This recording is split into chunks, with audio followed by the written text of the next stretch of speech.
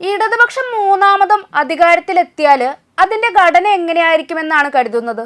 2026 നിയമസഭാ തെരഞ്ഞെടുപ്പില് ഇടതുപക്ഷം വിജയിച്ചാലും പരാജയപ്പെട്ടാലും സർക്കാരിനെ നയിച്ചയാൾ എന്ന നിലയിൽ അതിന്റെ പ്രധാന ഉത്തരവാദിത്തം പിണറായിക്ക് തന്നെയായിരിക്കും. മൂന്നാമതും ഇടതുപക്ഷം കേരളത്തിൽ അധികാരത്തിൽ വരികയാണെങ്കിൽ മുഖ്യമന്ത്രി സ്ഥാനത്ത് ഇരിക്കുന്നതും പിണറായി വിജയൻ തന്നെയായിരിക്കും എന്നുള്ള കാര്യത്തില് എനിക്ക് എന്തായാലും സംശയമില്ല. കാരണം മൂന്നാം വട്ടവും കേരളത്തിൽ തുടർച്ചയായ അധികാരത്തിൽ വരിക എന്ന് പറഞ്ഞാൽ അതിനർത്ഥം കേരളത്തിന്റെ ചരിത്രം തിരുത്തുക എന്നതുകൂടിയാണല്ലോ.